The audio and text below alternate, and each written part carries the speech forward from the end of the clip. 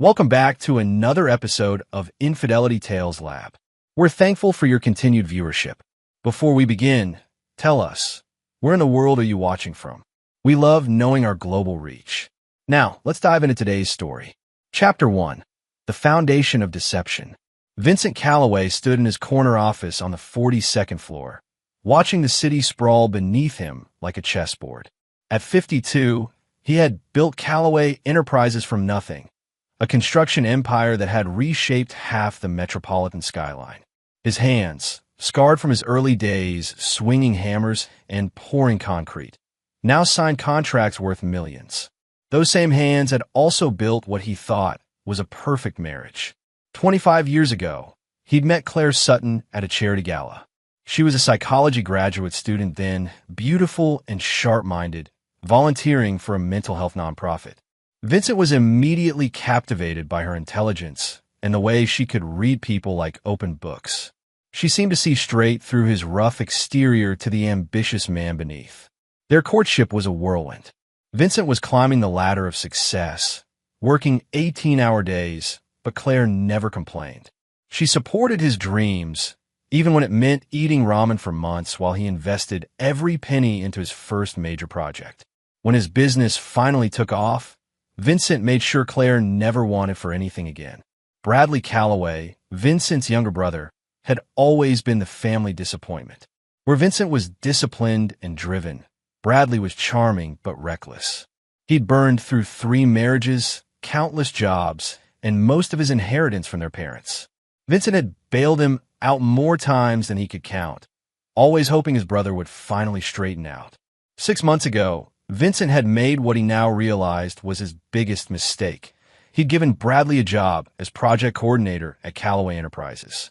Claire had actually suggested it during one of their dinner conversations. Maybe having real responsibility will change him, she'd said, her hand touching Vincent's arm gently. Family is everything, Vince. Give him another chance. Vincent should have trusted his instincts. Bradley had been a mediocre employee at best, but Claire had continued to advocate for him, always finding excuses for his poor performance. Vincent had attributed her sympathy to her psychology background. She always believed people could change. Now, as Vincent prepared to leave the office for their anniversary dinner, he felt a strange unease. For weeks, Claire had been different, distant, secretive, taking calls in other rooms. When he questioned her about it, she blamed stress from planning their anniversary celebration. "I want a night to be perfect," she'd said that morning, kissing his cheek before he left for work. "I have a surprise that will change everything." Vincent straightened his tie and grabbed his keys. In a few hours, they'd be at Moretti's, the same restaurant where he'd proposed 26 years ago. Claire had insisted on the same private dining room, the same menu they'd shared that magical night. As he walked to his car, Vincent's phone buzzed with a text from Bradley. "Looking forward to tonight, brother. Time for truth." Vincent frowned. Bradley wasn't supposed to be at dinner. It was just the two of them. He started to call his brother, then decided against it. Maybe Bradley was just referring to some family gathering later in the weekend, but something in that message felt ominous. Vincent drove through the city streets, passing construction sites bearing his company's logo. Each project represented years of sacrifice, strategic planning, and ruthless execution. He learned early that success required crushing weakness in himself and others. It was a lesson that had served him well in business. He had no idea he was about to learn how well it would serve him in life. Chapter 2. The Perfect Storm. Moretti's hadn't changed in 26 years. The same dim lighting, the same burgundy wallpaper, the same elderly maitre d' who remembered Vincent's proposal and always greeted them with knowing smiles. Tonight, Giuseppe led them to their private dining room with extra flourish. 25 years, the old man said in his thick accent. Molto bello. Very beautiful. Claire looked stunning in a black dress Vincent had never seen before. Her auburn hair was styled differently, more sophisticated, and she wore new jewelry that caught the candlelight. She seemed nervous, fidgeting with her purse, and checking her phone repeatedly. "You look incredible," Vincent said, pulling out her chair. "New dress. I wanted tonight to be special." Claire's smile seemed forced. We've come so far, haven't we? They ordered the same meal from 26 years ago. Osso buco for him, salmon for her. Vincent tried to recreate the romance of their early days, sharing memories of their wedding, their struggles, their triumphs. But Claire seemed distracted, her responses mechanical. Remember when we lived in that tiny apartment above the deli? Vincent laughed. You said the smell of salami would be our fortune cookie. It would tell us when we'd made it in life. Things change, Claire said quietly. People change. Vincent studied his wife's face. As a businessman, he learned to read micro-expressions, to catch the tells that revealed when someone was lying or hiding something. Claire was definitely hiding something. Are you all right? You've seemed distant lately. Claire's hand went to her purse again. Actually, Vincent, I need to tell you something. I have a surprise. She pulled out a small wrapped box, placing it on the table between them. Vincent felt a moment of confusion. They'd never exchanged gifts on their anniversary. That had always been a tradition they'd save for birthdays and Christmas. Open it, Claire said, her voice strange, almost cold. Vincent unwrapped the box slowly. Inside, beneath tissue paper, were official legal documents. His eyes scanned the header. Petition for dissolution of marriage. Divorce papers. But that wasn't the worst part. Beneath the papers was a photograph. Claire and Bradley, clearly intimate, kissing outside what looked like a hotel. The timestamp showed it was taken just 3 days ago. Vincent's blood turned to ice. The restaurant's sounds faded to a distant hum. He looked up at Claire, who was no longer pretending to be nervous. Her expression had transformed into something he'd never seen before. Cold, calculating, almost predatory. We've been waiting for this moment for a long time, she said, her voice barely above a whisper. 25 years was long enough to play the perfect wife. The private dining room door opened, and Bradley walked in, wearing a suit Vincent had bought him last Christmas. His brother's face wore the same cold expression as Claire's. Surprised, big brother? Bradley sat down uninvited. Took you long enough to figure it out. Vincent's mind raced. Questions flooded his thoughts, but one stood out above the rest. How long had this been going on? How long? He asked, his voice deadly quiet. Claire and Bradley exchanged a look, and Claire smiled, a cruel expression Vincent had never seen on her face before. Since the beginning, she said. Since before we were married. The words hit Vincent like a physical blow. 25 years. Their entire marriage had been a lie. You see, Vince, Bradley continued, Claire and I met first. At that charity gala. But you were the one with the money, the ambition. I was just a college dropout with no prospects. So we made a plan, Claire added. I'd marry you, help build your empire, and when the time was right, we'd take our share and disappear. Vincent's hands clenched into fists under the table. His mind, trained by decades of business warfare, began to shift from shock to something much more dangerous. You want a divorce, he said calmly. Fine, but you won't get a penny. Bradley laughed.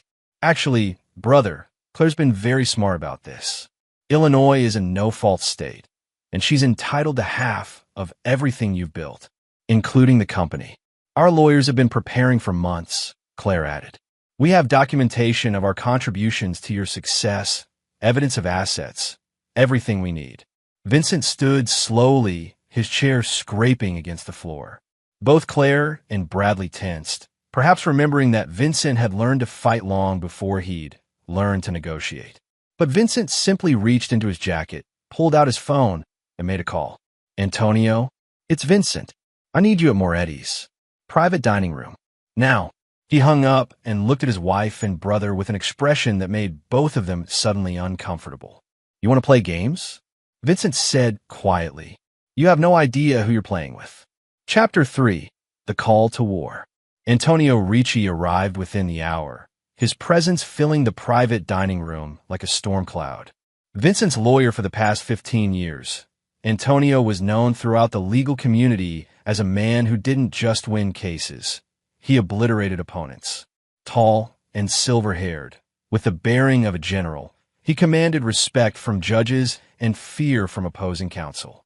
Claire and Bradley had grown visibly uncomfortable during the wait. Vincent had said nothing, simply sitting in silence, his mind working through possibilities and contingencies. They'd clearly expected tears, begging, perhaps rage. Instead, they got calculated stillness. "Vincent," Antonio said, taking in the scene with sharp eyes. "I came as soon as I could. Sit down, old friend. My wife has something she'd like to share with you." Claire's confidence had begun to crack. She slid the divorce papers across the table to Antonio, who reviewed them with professional detachment. His eyebrows raised slightly as he read. "Interesting," Antonio murmured. "Very aggressive terms. And filed in Cook County, I see." He looked up at Claire. "Who's your attorney, Mrs. Calloway?" "Wilson, Park and Associates," Claire replied, trying to maintain her composure.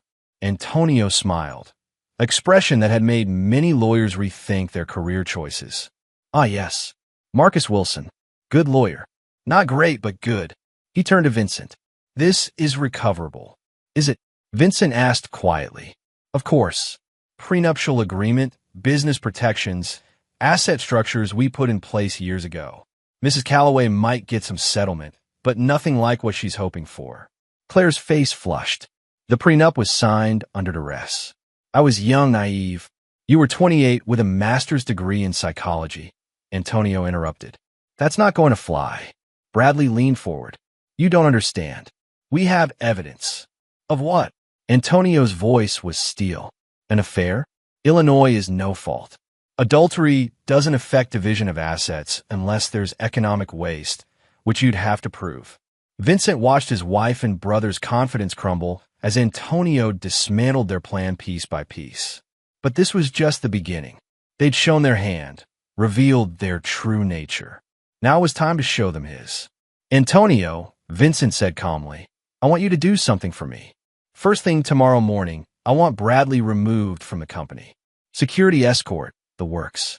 And I want a forensic accountant to examine every transaction he's had access to." "Vincent," Bradley said, sweat beading on his forehead, "you can't just—" "Can't what? Fire an employee for cause? This is my company, Bradley. I built it. I own it." Vincent's voice never rose above conversational level, which made it somehow more terrifying. "And I want to know exactly what you've been doing with company resources." Claire grabbed Bradley's hand. "We haven't stolen anything." "Haven't you?" Vincent stood up slowly. "Company credit cards, expense accounts, business trips. I'm going to examine every charge, every receipt, every hotel room." He paused, "including the hotel where this photo was taken." The implication was clear. If they'd used company resources for their affair, it constituted theft and breach of fiduciary duty. "This is harassment," Claire said, but her voice lacked conviction. Vincent pulled out his phone again and made another call. "Detective Morrison?" "Vincent Calloway. I need to file a report tomorrow morning. Suspected embezzlement and fraud." "Yes, I'll have documentation." He hung up and looked at the two people who had just destroyed his world. "You wanted to play hardball. Let's play." Antonio gathered the divorce papers. "I'll have a response filed by the end of the week. In the meantime, Vincent, you might want to consider securing your assets." "Already done," Vincent replied. "As of this morning, the house, the cars, the bank accounts, everything is locked down pending investigation." Claire stood up suddenly. "You can't do that. I live there too." "Read your prenup again, Claire. Infidelity voids your claim to marital residence." Vincent's smile was razor thin. "You and Bradley are welcome to find a hotel. I'm sure you know some good ones." As they prepared to leave, Vincent called out one last time. "Oh, and Claire, that psychology degree, you're going to need it. Because by the time I'm finished with you both, you're going to understand exactly what happens when you try to destroy Vincent Calloway." The door closed behind them, leaving Vincent alone with Antonio. "How bad is it really?" Vincent asked. "Legally, you'll be fine. She'll get something, but nowhere near half. The prenup is solid." Antonio paused. "But Vincent, if you're planning what I think you're planning, be careful. Don't let anger make you do something stupid." Vincent walked to the window, looking out at the city he'd helped build. "Antonio, you've known me for 15 years. Have you ever seen me do anything stupid?" "No, but I've never seen you betrayed like this either." Vincent turned back to his lawyer, and Antonio saw something in his eyes that made him step back. It wasn't anger. It was something much more dangerous. It was the cold, calculating fury of a man who had built an empire through ruthless precision and was now going to apply those same skills to destroying the people who had betrayed him. "Don't worry about me doing anything stupid," Vincent said quietly. "Worry about what happens when I do everything smart." Chapter 4. Gathering Intelligence. Vincent spent the next morning in his office, making calls and pulling threads. By noon, he had assembled a team that would have made a military intelligence unit envious. 3 private investigators, a forensic accountant, a computer security specialist, and a team of lawyers who specialized in high-conflict divorce cases. The first revelation came within hours. "Mr. Calloway," said Diana Frost, the lead private investigator, "we've traced the affair back at least 3 years based on hotel records and credit card receipts. But there's more." She slid a folder across his desk.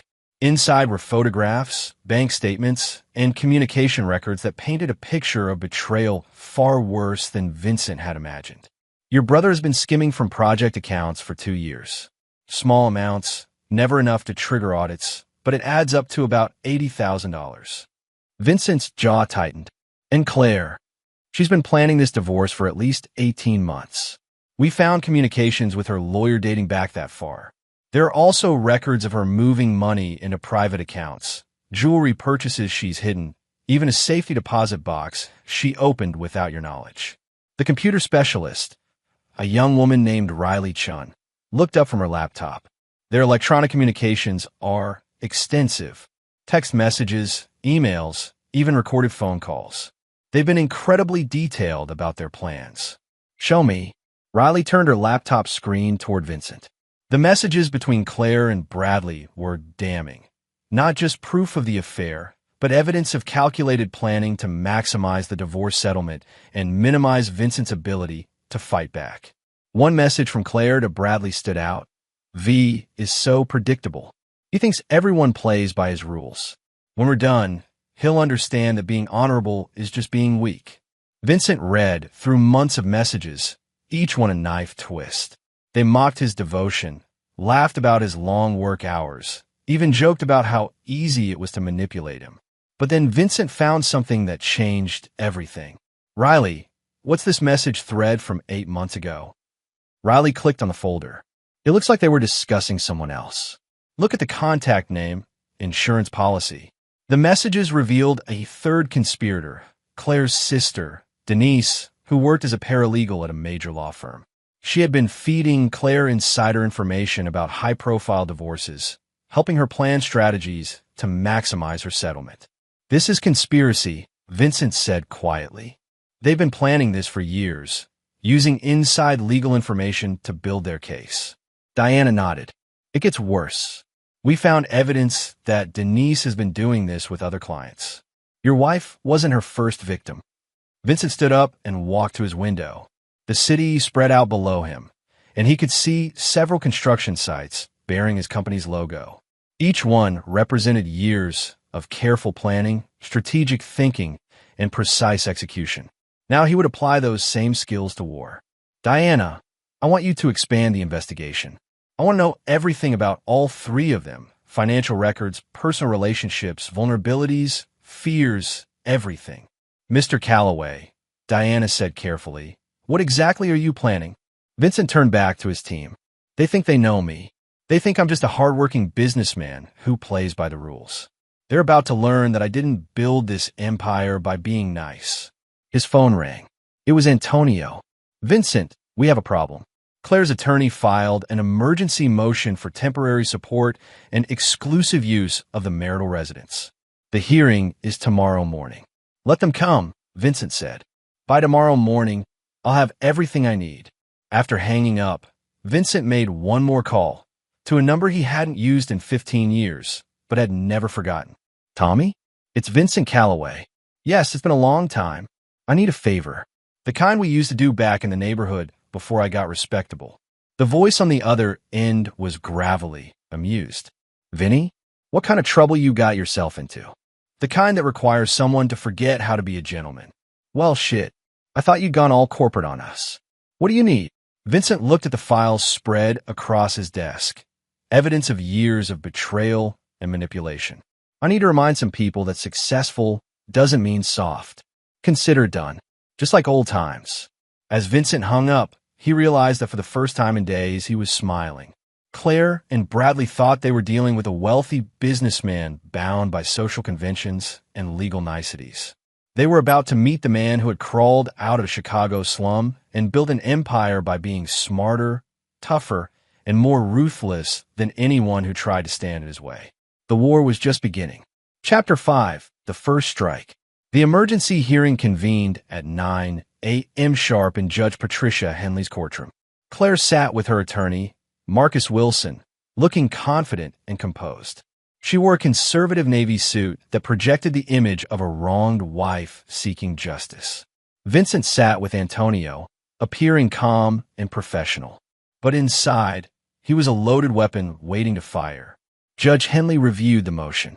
Mrs. Calloway is seeking temporary spousal support of $15,000 per month and exclusive use of the marital residence during these proceedings. Mr. Wilson, present your case. Wilson stood up, painted a picture of Claire as a devoted wife who had sacrificed her career to support her husband's success. Your Honor, Mrs. Calloway has been married for 25 years. She gave up her career in psychology to support Mr. Calloway's business endeavors. She's entitled to maintain the standard of living she's accustomed to. And the exclusive use of the residence? Judge Henley asked. Mrs. Calloway fears for her safety, Your Honor. Mr. Calloway has a history of violent behavior and has made threats. Vincent's eyes narrowed. This was a lie, and a dangerous one. Mr. Ricci? Judge Henley looked to Antonio. Antonio stood with predatory grace. Your Honor, if I may. He activated a laptop, and a screen descended from the ceiling. The plaintiff has made serious allegations about my client's character. I'd like to address those first. The screen lit up with a series of photographs. Vincent at charity events, receiving community service awards, coaching Little League Baseball for underprivileged kids. The images painted a picture of a man deeply involved in community service and philanthropy. This is the man Mrs. Calloway claims she fears, Antonio said. A man who has donated millions to charity, who personally mentored over 50 at-risk youth, who has never been arrested, never been charged with any crime, never even had a parking ticket. Wilson objected. Character evidence isn't relevant to the motion at hand. Oh, but it is, Antonio continued smoothly. Because Mrs. Calloway's attorney just made character the central issue by claiming she fears for her safety. The screen changed to show a timeline. Now, let's discuss why Mrs. Calloway might really want exclusive use of the residence. The new images showed bank records, jewelry receipts, and storage unit rental agreements. Over the past 18 months, Mrs. Calloway has been systematically removing assets from the marital home. Jewelry, artwork, personal items, all moved to a private storage facility she rented under her maiden name. Claire's face went pale. Wilson started to stand, but Antonio wasn't finished. She's also been moving money, Your Honor. Small amounts, never enough to trigger automatic notifications, but totaling over $200,000 moved to accounts in her name only. The screen showed a flowchart of financial transactions. Judge Henley leaned forward, studying the documents. Furthermore, Antonio continued, Mrs. Calloway has not been honest about the timeline of these proceedings. She claims this is a recent decision, but we have evidence that she's been planning this divorce for over 18 months. Wilson finally found his voice. Your Honor, these allegations are supported by documentary evidence, Antonio interrupted, including communications between Mrs. Calloway and her attorney dating back to August of last year. Judge Henley looked at Wilson sharply. Counselor, did you begin representing Mrs. Calloway 18 months ago? Wilson's silence was damning. But the most relevant issue, Antonio said, is why Mrs. Calloway really wants exclusive use of the residence. The screen changed again, showing hotel receipts and credit card statements. Mrs. Calloway has been conducting an extramarital affair with Mr. Calloway's brother, Bradley Calloway, using marital assets to fund their relationship. The courtroom erupted. Claire grabbed Wilson's arm, whispering frantically, Vincent watched his wife's composure finally crack. "Your Honor," Antonio said over the noise, "Mrs. Calloway doesn't want the house for safety. She wants it because she and her lover have been using it for their affair, and she believes she can claim it as an asset in the divorce." Judge Henley banged her gavel. "Order." She looked at Wilson. "Counselor, do you have a response to these allegations?" Wilson stood slowly. Vincent could see the man realizing his client had lied to him about crucial facts. "Your Honor, we need time to review these documents and prepare a response." "I'll bet you do," Judge Henley said dryly. She turned to Antonio. "Mr. Ricci, what is your client seeking?" "Simply this, Your Honor, that the status quo be maintained pending a full investigation. Mr. Calloway will continue to live in the marital residence. Mrs. Calloway is welcome to return, but if she chooses not to, she can make other arrangements. As for support, we believe the evidence shows Mrs. Calloway has been preparing for this eventuality for months and has adequate resources." Judge Henley reviewed her notes. "Motion for exclusive use of residence is denied. Motion for temporary support is denied, pending a full accounting of assets and a proper investigation. Mrs. Calloway, I strongly suggest you and your attorney have a very honest conversation about the facts of this case." As the court adjourned, Claire turned to Vincent with fury in her eyes. "You bastard," she hissed.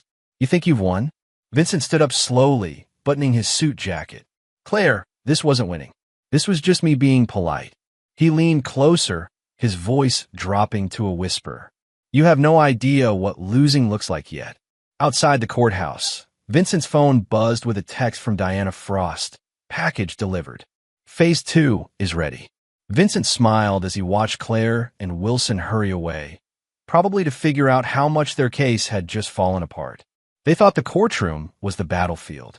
They were about to learn that Vincent Calloway fought wars on multiple fronts. Chapter 6. The Web Titans. That evening, Claire arrived at the small apartment she'd rented under her maiden name to find Bradley pacing frantically.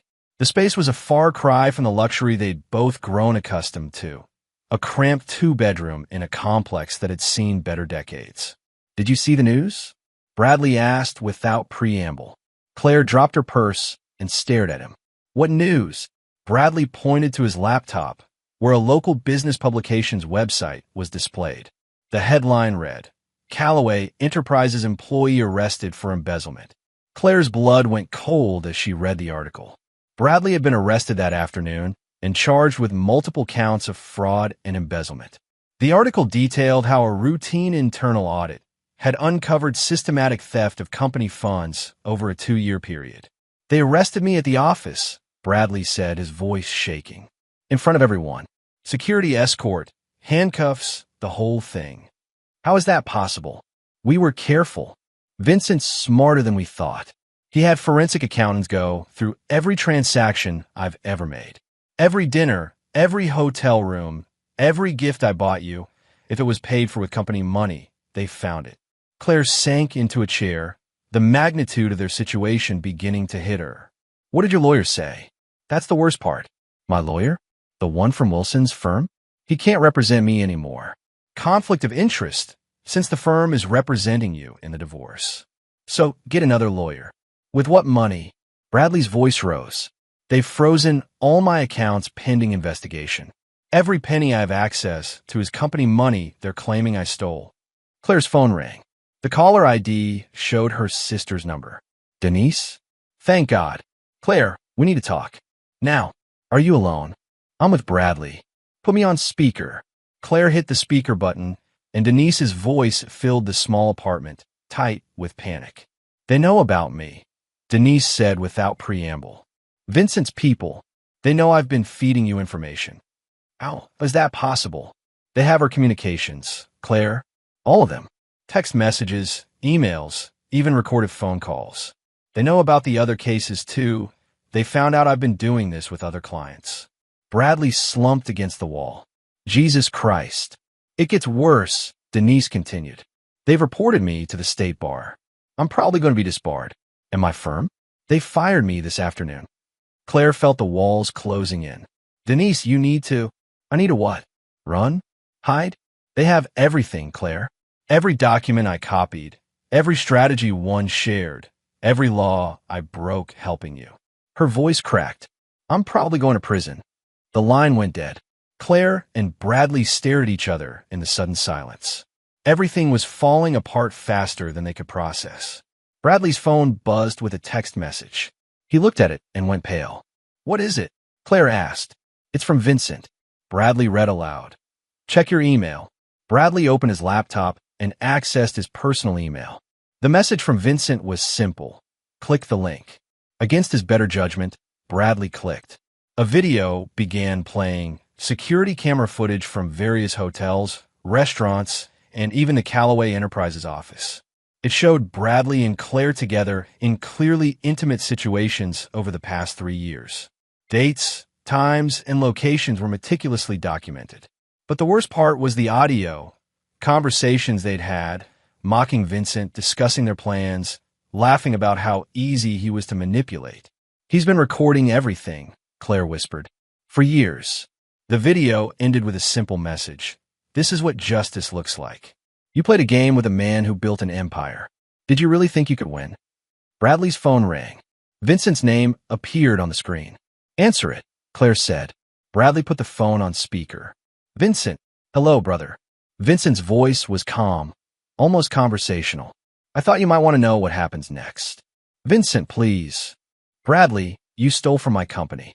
That's a felony. Multiple felonies. Actually, you're looking at 5 to 10 years in prison. I'll pay it back. With what money? You don't have any money. You never did.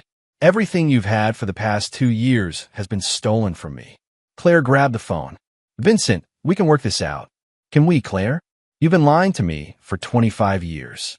You've stolen from our marriage, betrayed our vows, and conspired with my brother to destroy everything I've built. His voice never changed tone, which made it somehow more terrifying. What exactly do you think we can work out? The divorce. The divorce is going to be very simple. You're going to get exactly what you're legally entitled to under our prenuptial agreement, which, thanks to your infidelity and the evidence of your systematic deception, is almost nothing. Bradley, try one more time. Vincent, we're family. No, Bradley. Family doesn't steal. Family doesn't lie. Family doesn't spend years planning to destroy each other. There was a pause. You want to know what family does? Family protects itself from people like you. The call ended. Claire and Bradley sat in stunned silence as the reality of their situation sank in. They had tried to outmaneuver a man who had spent 30 years building an empire through strategic thinking and ruthless execution. And they were losing. Badly. Chapter 7. The Hammer Falls. 3 weeks later, Claire sat in Marcus Wilson's office, watching her lawyer review documents with increasingly grim expressions. The confident attorney who had assured her of a substantial settlement now looked like a man who'd been hit by a truck. Claire, I'm going to be very direct with you, Wilson said. Your case has collapsed entirely. What do you mean collapsed? Wilson spread documents across his desk. The evidence Vincent's team has compiled is devastating. Not only do they have proof of your affair, but they've documented systematic deception going back to the beginning of your marriage. He pointed to a thick folder. They found the original correspondence between you and Bradley from before your wedding. Love letters, Claire. You were planning to marry Vincent for his money while continuing your relationship with his brother. Claire's face went white. She'd forgotten about those letters, stored in an old box in her mother's attic. They also have bank records showing you've been moving money for over 2 years, hidden jewelry purchases, even a safe deposit box you opened in another state. Wilson's voice was flat. And then there's the conspiracy with your sister. Denise is facing criminal charges, Wilson continued. She's cooperating with prosecutors to avoid prison time.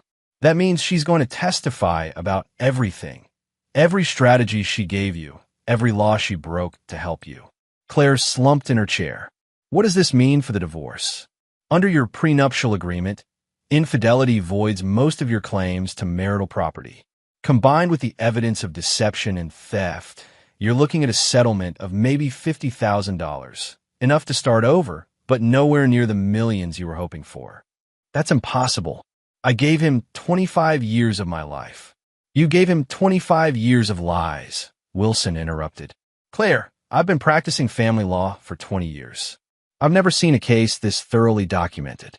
Vincent's team has evidence of everything, every lie, every deception, every moment of betrayal. Wilson's phone rang. He answered it briefly, then hung up with a grim expression. That was the prosecutor's office. They want to meet with you tomorrow. Why? Because you're being charged as an accessory in Bradley's embezzlement case. Using stolen company funds to conduct an affair makes you a co-conspirator. Claire felt the world spinning around her. This is insane. Vincent can't destroy my entire life over an affair.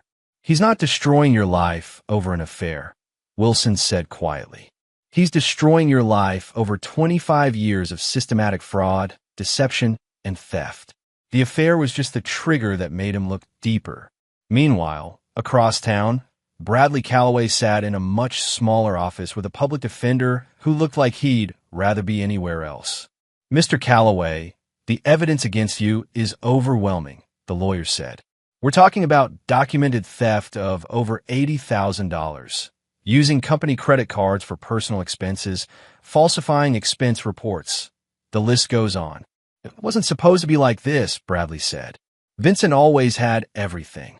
I just wanted my share. Your share wasn't yours to take. And the prosecutor isn't just looking at the money. They're treating this as part of a larger conspiracy involving your affair with your brother's wife. Bradley's head snapped up. What? They're arguing that the embezzlement was part of a larger scheme to defraud your brother, including your affair with his wife using stolen funds. That elevates this from simple theft to organized conspiracy. How much time am I looking at? If convicted on all counts, 7 to 12 years. Bradley felt his world collapse completely. 7 to 12 years in prison for what had started as just taking what he felt he deserved. There is one option, the lawyer continued. The prosecutor is willing to consider a plea deal if you cooperate fully.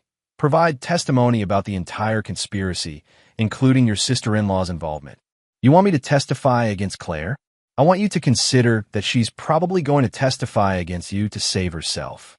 This isn't about loyalty anymore, Mr. Calloway. It's about survival. That evening, Vincent stood in his office, looking out at the city skyline. Diana Frost sat across from his desk, providing the day's updates. Both of them are cracking, Diana reported.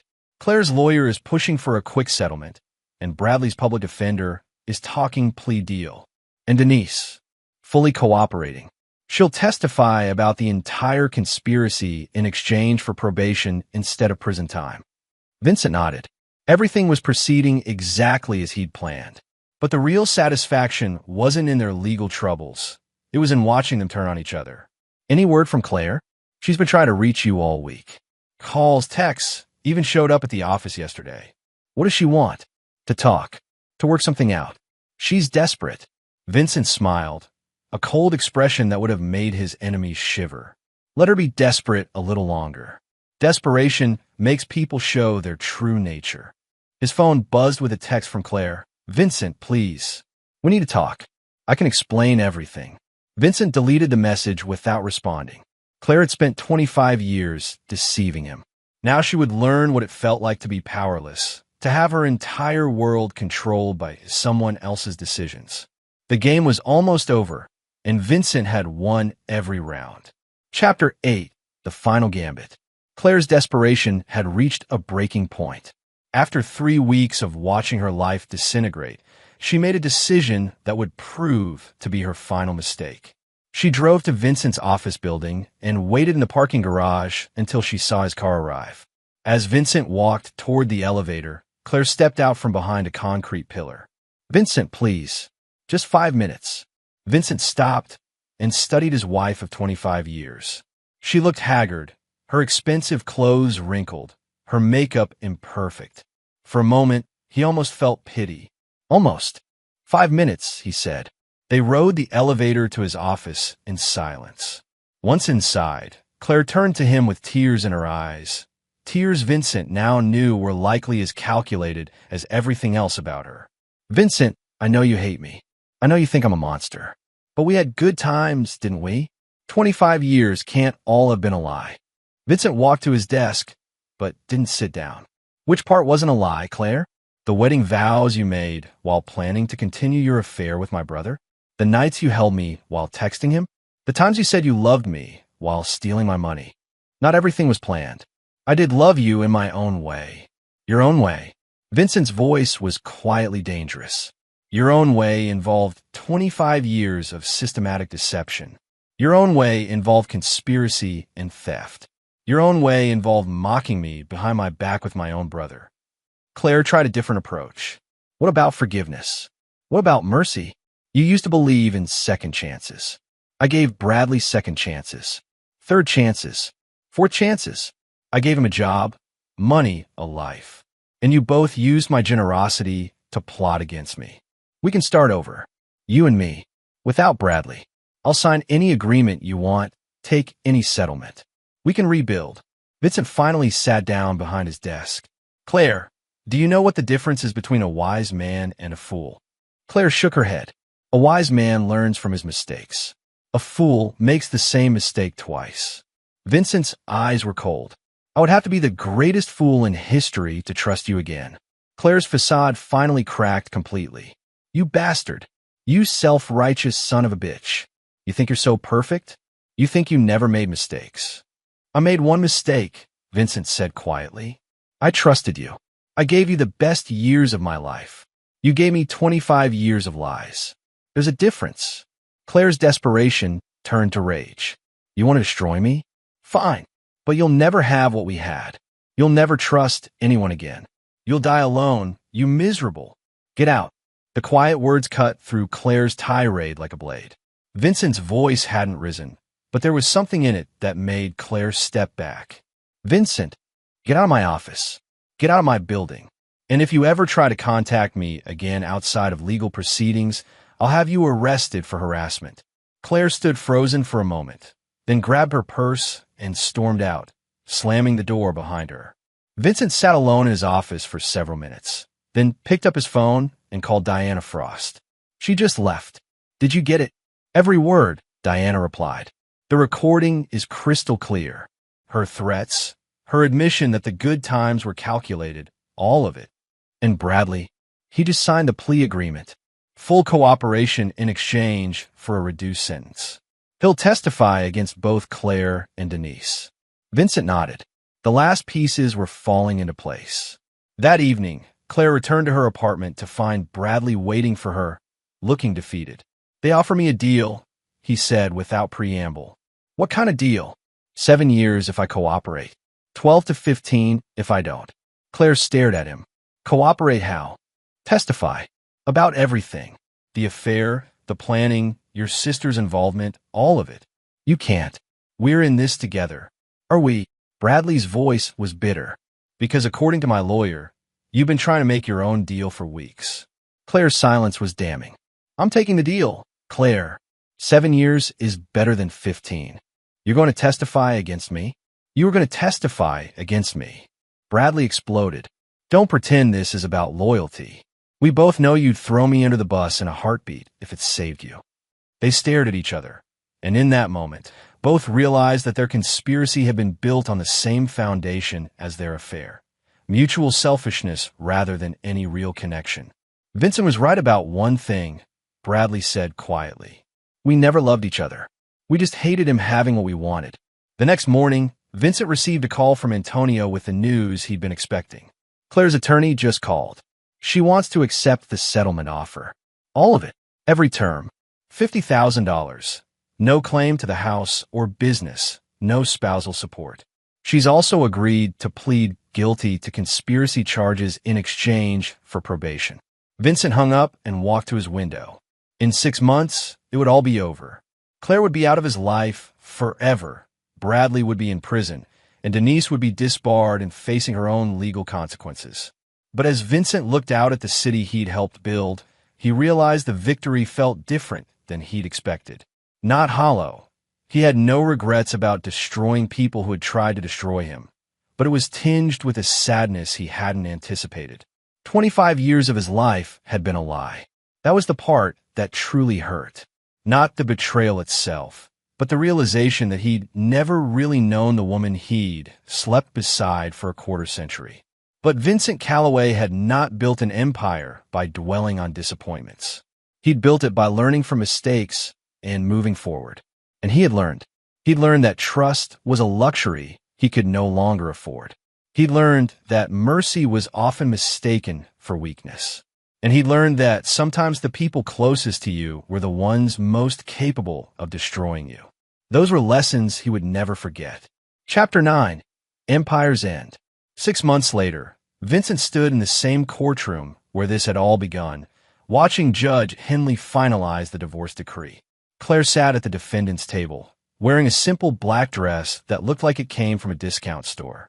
The transformation was complete, from the elegant woman who had once commanded rooms to someone broken and defeated. The court hereby grants the dissolution of marriage between Vincent Calloway and Claire Sutton Calloway, Judge Henley announced. All terms of the settlement agreement are hereby ratified. It was over. 25 years reduced to a legal document and a $50,000 check. As the courtroom emptied, Claire approached Vincent one last time. Her lawyer tried to stop her, but she waved him away. "Vincent," she said quietly. He turned to face her, noting how much she'd aged in the past 6 months.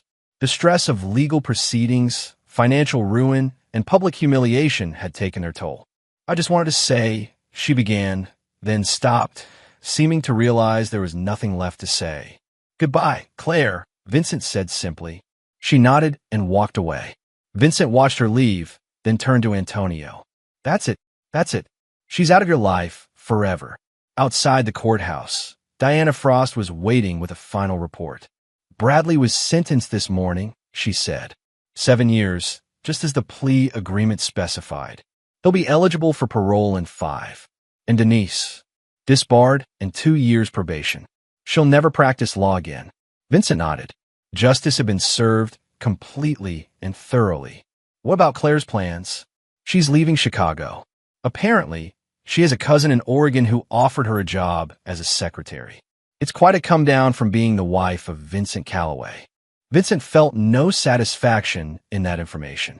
The woman who had left the courthouse wasn't the same person he'd married 25 years ago. Or maybe she was, and he'd simply never seen her clearly. "Diana, I want you to keep tabs on all 3 of them. Quarterly reports. I want to know if any of them ever try to contact me, write about me, or mention my name in any public forum.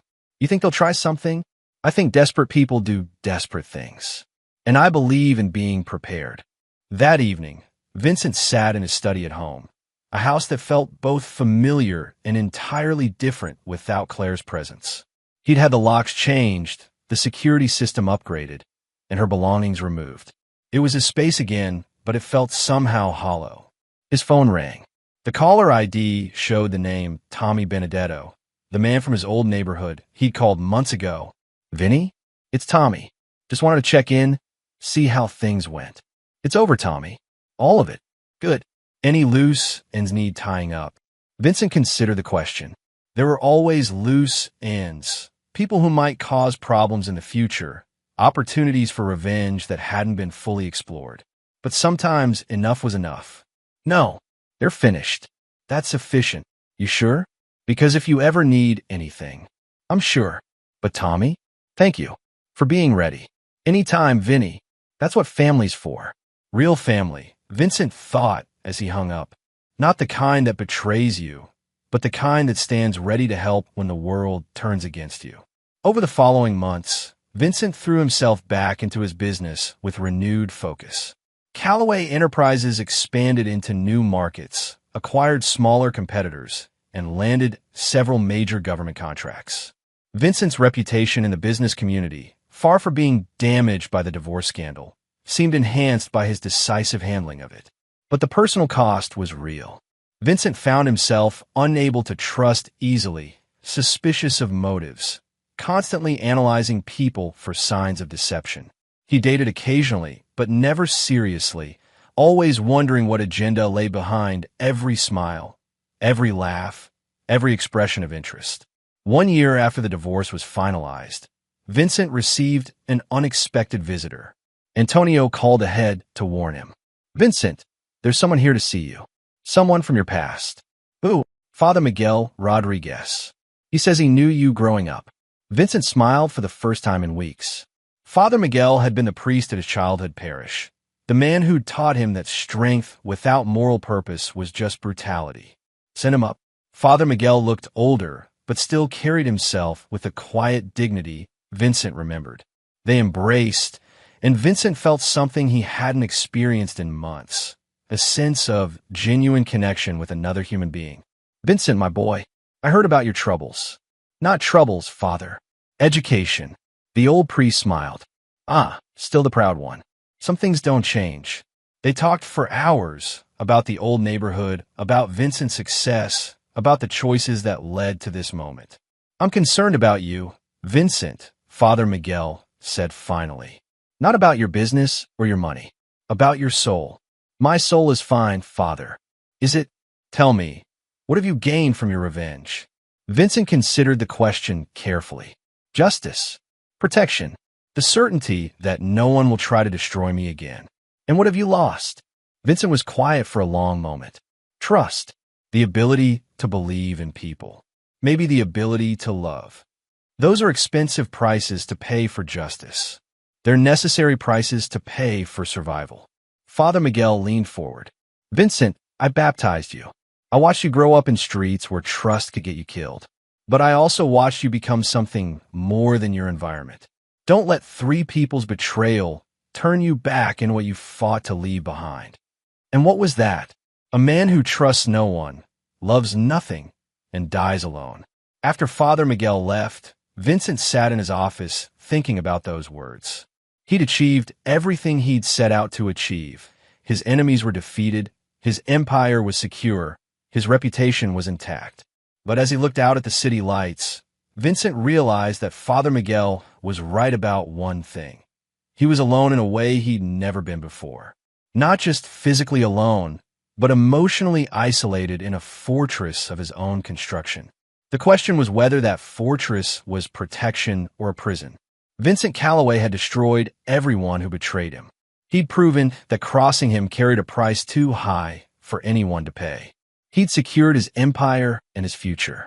But in the quiet of his empty house, surrounded by the success he'd fought so hard to protect, Vincent had to wonder if winning had been worth what it cost. The war was over. Vincent had won completely and utterly. But victory, he was learning, could be its own kind of defeat. Epilogue. 5 years later, Vincent Calloway stood at the groundbreaking ceremony for the Calloway Foundation's first homeless shelter. The foundation was his latest project, using his wealth to help people who had lost everything, the way he once might have if not for his own ruthless determination to succeed. In the crowd, he noticed a familiar face, Father Miguel, now grayer but still carrying himself with the same quiet strength. After the ceremony, they spoke again. You've changed, Father Miguel observed. Have I? The Vincent I knew 5 years ago would never have done something like this. Vincent considered that. It was true. In the years since the divorce, he'd gradually found his way back to something resembling humanity. Not the naive trust he'd once possessed, but a more measured form of connection with the world. Maybe I learned that there's more than one way to be strong, and more than one way to win. Vincent nodded. He'd never remarried, never again trusted someone completely with his heart, but he'd found purpose in using his resources to help others, satisfaction in building something that would outlast his own life. Claire, Bradley, and Denise had faded into memory, cautionary tales he occasionally thought about but no longer actively monitored. They'd paid their prices and disappeared into whatever lives awaited people who'd thrown away everything for petty revenge. Vincent Calloway had won the war completely, but more importantly, he'd survived it with his humanity intact. That perhaps